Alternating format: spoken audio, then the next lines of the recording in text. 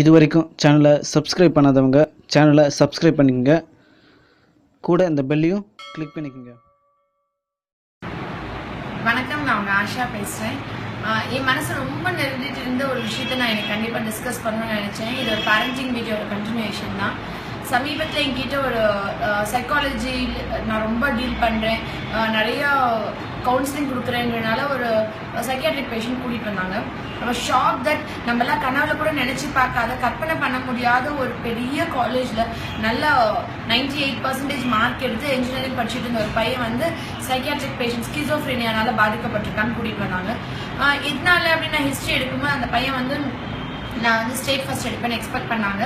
நான் அவங்களோட நம்பிக்கையை என்னால் கீப் அப் பண்ண முடியல. அது எனக்கு ஒரு பெரிய டிசப்பாயின்மெண்ட்னு சொன்னேன். இதில் தான் இருக்குது, ஓகே நீங்கள் ரொம்ப பெரிய காலேஜ் நம்ம நினச்சி கூட பண்ண முடியாது, இவ்வளோ பெரிய காலேஜில் நீங்கள் படிக்கிறீங்கல்ல, இது வந்து ஏன் அந்த சாட்டிஸ்ஃபேக்ஷன் இல்லாமல் போச்சு, என்ன ஆச்சு அப்படின்னு கேட்கும்போது அப்ளிகேஷன் ஃபில் பண்ணும்போது எனக்கு வந்து சில விஷயங்கள் தெரியல. அப்போ இது கூட தெரியலையான்னு நான் அவங்க வந்து ரொம்ப கோவமா பேசின அன்னைக்கு என் மனசு வந்து ரொம்ப அஃபெக்ட் ஆச்சு அப்படின்னு சொல்லி அந்த பையனுக்கு நிறைய ஷாக் ட்ரீட்மெண்ட் கொடுத்த ஹிஸ்ட்ரி எல்லாமே சொல்லிட்டு இருந்தான்.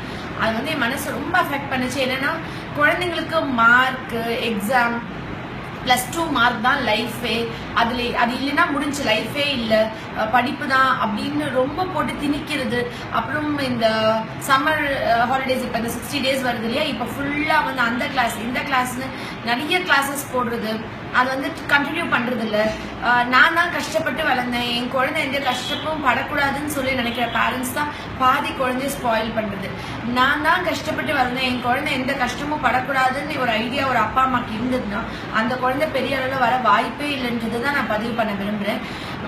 நான் ரொம்ப சிம்பிளாக சொல்வேனே, நான் இந்த ஏப்ரல் மே லீவ்லலாம் வந்துட்டு நான் மெட்ரிகுலேஷன் ஸ்கூலில் தான் படித்தேன், இங்கிலீஷ் மீடியமில் தான் படித்தேன் எல்கேஜிலேருந்து. ஆனால் என்னோட வளர்ப்பு முறை, நான் வந்து இந்த கரும்பு அறுவடை பண்ணுறதுலேருந்து அது மாட்டு வண்டியில் ஏற்றி நானும் என் தம்பியும் அதை போயிட்டு அது வந்து ஆளை ஆடி அதை பாகு காய்ச்சி அது வெள்ளம் பிடிக்கிற வரைக்கும் பக்கத்துல இருந்து பார்த்துருக்கோம். எத்தனை பேருக்கு இந்த மாதிரி வாய்ப்புகள் கிடைச்சிருக்கு, எத்தனை பேர் இப்போ என் குழந்தைய நிச்சயமாக ஒவ்வொரு இதுக்கும் எக்ஸ்போஸ் பண்ணணும், ஒவ்வொரு விஷயமும் நம்ம சொல்லிக் கொடுக்கணுன்றதுல வந்து ரொம்ப கான்சென்ட்ரேட்டடாக எல்லாருமே இருக்கும் தான். ஆனால் என்ன டிஃப்ரென்ஸ் மேக் பண்ணுறோம், குழந்தை வருஷம்லாம் கஷ்டப்படுறான், அவன் கொஞ்சம் நேரம் ஃப்ரீயாக இருந்துட்டு போட்டோம், இந்த 1 மாதம் ஃப்ரீயாக இருக்கணும்னு சொல்லி இந்த 30 நாளைக்கு நீங்கள் என்னென்ன குழந்தைய எக்ஸ்போஸ் பண்றீங்களோ அதுதான் உங்களோட கேரியரே ஸ்பாயில் பண்ண போற விஷயம்.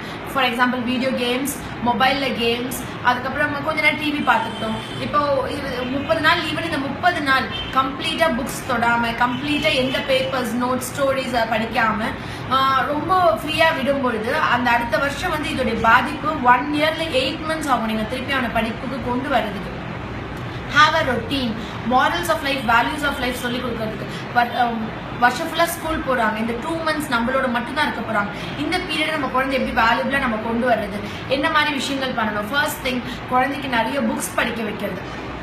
நிறையா நான் திருப்பி புக்ஸ் படிக்க வைக்கிறதே சொல்றேன்னு சொல்றீங்க.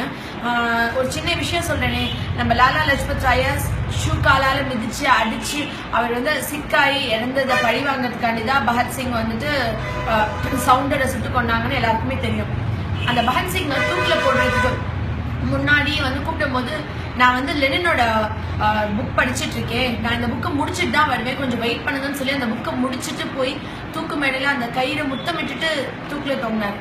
இப்படிப்பட்ட வீரம் விளைஞ்ச மண், இப்படிப்பட்ட ஒரு dare to be wise, bold, confident, சாவுக்கு கூட துணியிற அளவுக்கு கான்ஃபிடென்டா இருந்த பசங்க வந்து இப்போ எப்படி இருக்காங்கன்னா, சின்னதா எக்ஸாம்ல ஃபெயில சூசைட் பண்ணிக்கிறாங்க, சின்னதா ஒரு டிப்ரெஷன், யாராவது திட்டாங்க, அம்மா திட்டாங்க, அப்பா திட்டாங்க, சூசைட் பண்ணிக்கிறது. அப்போ எவ்வளோ வீக்கா இருக்காங்க பார்த்தீங்களா? அதாவது எவ்வளோக்கு எவ்வளோ புக்ஸ் படிக்கிறாங்களோ, எவ்வளோக்கு எவ்வளோ அவங்க வந்து எக்ஸ்போஸ் ஆகிறாங்களோ அப்போதான் அவங்களுக்கு மைண்ட் அண்ட் பாடி ஸ்ட்ராங்கா இருக்கும்.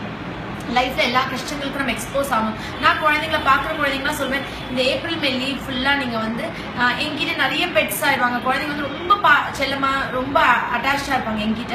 நான் அப்போ சொல்வேன், உங்களுக்கு ஆண்டி ரொம்ப பிடிக்கும், நீங்கள் என்னை உண்மையாகவே லவ் பண்ணுறீங்கன்னா நீங்கள் வந்து உங்கள் வீட்டு மாடியில் நிறைய தண்ணி வைக்கணும், அகலமான பாத்திரத்தில் சிட்டுக்குருவிகளுக்கு, பறவைகளுக்கெல்லாம் வந்து தண்ணி வைக்கணும். ஏன்னா ஸ்பேரோ வந்து ரொம்ப அழிஞ்சிட்டு வருது, நம்ம ஸ்பேரோ இனத்தை வந்து பாதுகாக்கணும், நீங்கள் வந்து அரிசி வைக்கணும், தண்ணி வைக்கணும். அப்போ டெய்லி காலையில் இது ஒரு ரொட்டீன் ஹேபிட்டாக குழந்தைங்க போய் வைக்கும் போது அது பேர்ட்ஸ் வந்து சாப்பிடும் போது அவங்களுக்குள்ள ஒரு அந்த மாரல், அந்த ஒரு அனிமல்ஸ் எப்படி பாதுகாக்கணும், நம்மளை சுற்றி இருக்கிற விலங்குகளை நேசிக்கிறதுக்கான அந்த ஒரு அட்டாச்மெண்ட் குழந்தைங்களுக்கு வரும்.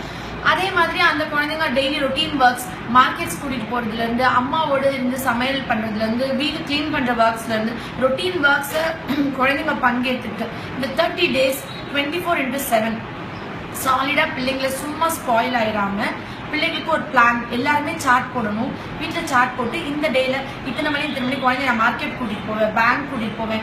இன்னும் அப்பாலாம் வந்து சப்போஸ் அவங்க வேலை பார்க்குற இடத்துக்கு கூட்டிட்டு போகிற வாய்ப்பு கிடைச்சதுன்னா குழந்தைங்களை அவங்களோட கூட்டிட்டு போய் எவ்வளோ கஷ்டப்பட்டு நம்ம அப்பா உழைக்கிறாங்க, பணம்ன்றது ஈஸியாக வரல, எவ்வளோ ஹார்ட் ஒர்க் பண்ணுறாங்க. கஷ்டங்களை குழந்தைங்க தெரியாம வளர்ந்தால் அவங்களுக்கு வேல்யூஸ், மணி வேல்யூஸ்ல இருந்து அப்பாவோட வேல்யூ வரைக்கும் தெரியாம போயிடுது. அதெல்லாம் எக்ஸ்போஸ் பண்ணி இவ்வளோ சிரமத்துக்கு நடுவில் தான் வருது. அப்போ தான் அவங்க நம்மள எப்படி ரெஸ்பான்சிபிளாக வச்சுக்கணுன்றது பொறுப்பு வரும்.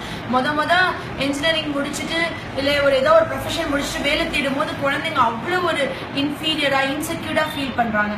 அது இந்த வயசுலேருந்தே இந்த மாதிரி ஆக்குபேஷன்ஸ்க்கு எக்ஸ்போஸ் ஆகும்போது அவங்க வந்து இன்னும் கொஞ்சம் கண்டிப்பாக எலக்ட்ரிசிட்டி சம்மந்தமானதோ நெருப்பு சம்மந்தமான வேலைகள் குழந்தை எக்ஸ்போஸ் பண்ணலாம். மற்றபடி சின்ன சின்ன ஒரு டியூப்லைட் மாற்றுறதுலேருந்து ஒரு பைக் மெக்கானிக் வேலை வரைக்கும் எல்லாமே குழந்தைங்க மெக்கானிக் ஷாப் போகும்போது அங்கே போய் இருந்து அவங்க என்ன பண்றாங்க, ஸ்பேனர் என்ன, சின்ன சின்ன விஷயங்கள் எல்லாமே தெரிஞ்சு லைஃபோட அவங்க ஒன்றி வாழணும். 5th 6th படிக்கிற பசங்களுக்கு கூட பேசிக்ஸ் தெரியாம இருக்கக்கூடாது.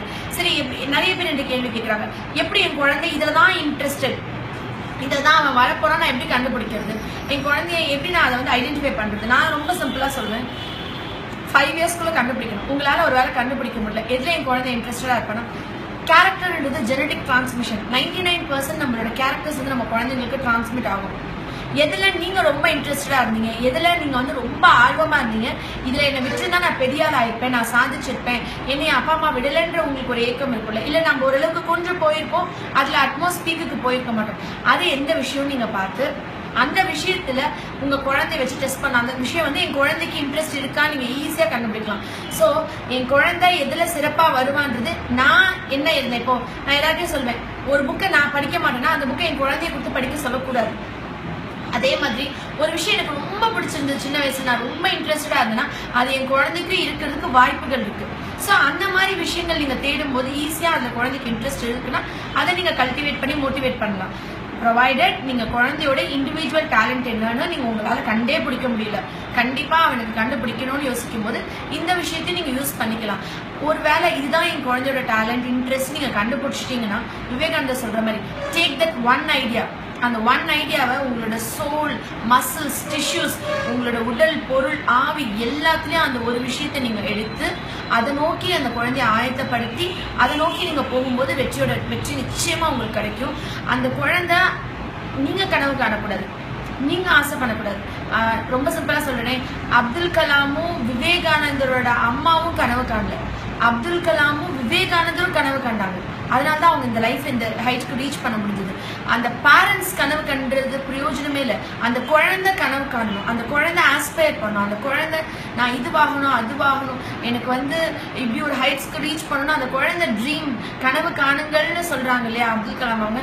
அது வந்து கனவு காண்றதுன்றது வந்து குழந்தைங்க கனவு காணணும், அந்த குழந்தைய கனவு காணுங்கன்னு தூண்டணும். 8th 9th 10th படிக்கிற பசங்கிட்ட நீ என்ன ஆக போறேன்னா பெருசா அவங்களுக்கு பெரிய இது மேக்ஸிமம் போன டாக்டர், இன்ஜினியர் இல்லை கலெக்டர், இந்த 3 ப்ரொஃபஷனுக்கும் அவங்க பெரியவங்க ஆகும்போது கண்டிப்பா பெரிய வேலையோ இன்கமோ இருக்குமான்னு எனக்கு தெரியல. ஸோ அந்த குழந்தைக்கு எவ்வளோ சின்ன வயசுல நிறைய வர்சடைலா புக்ஸோ வேர்ல்ட்லி திங்ஸ்க்கோ எவ்வளோ எக்ஸ்போஸ் ஆகிறீங்களோ அவ்வளோ சீக்கிரம் வந்து அவங்க அதுக்கு இன்ஃப்ளூயன்ஸ் ஆகி அந்த மாதிரி அவங்க தேட ஆரம்பிப்பாங்க. ஏன் நான் சொல்றேன்னா அதிகப்படியான குழந்தைங்க நான் கிளினிக் வரும்போது நீ என்ன குரூப் எடுத்துக்கிறேன், கம்ப்யூட்டர் சயின்ஸ், என்ன அப்புறம் இன்ஜினியர், ஏன் இப்படி இந்த ப்ரொஃபஷன் ஏன் சூஸ் பண்றீங்க அப்படின்னா எந்த விஷயத்துக்கு சின்ன வயசுல அதிகமா எக்ஸ்போஸ் ஆகுறாங்களோ. இப்ப நம்மலாம் சின்ன வயசுல வந்துட்டு அப்பாவுக்கு தெரியாம பைக், ஏன்னா ஒரு ரெண்டு வீடு 3 வீட்டுக்கு ஒரு பைக் இருக்கும், இல்ல 10 வீட்டுக்கு ஒரு கார் இருக்கும், அப்ப அது நம்மளுக்கு ஒரு கிரேஸ் இருந்தது. இப்ப எல்லா வீட்லயும் பைக், கார் வந்து பேசிக் நெசசிட்டி ஆஃப் லைஃப் மாதிரி ஆயிடுச்சு. அப்ப அவங்களுக்கு கிடைக்காத விஷயம் வந்து பாத்தீங்கன்னாக்கா கம்ப்யூட்டர், அதெல்லாம் வந்து இப்ப பெரிய விஷயம். ஒரு சின்ன பாக்ஸ்குள்ள உலகத்தையே பாக்குறாங்க, ரொம்ப அடிக்ட் ஆயிடுறாங்க.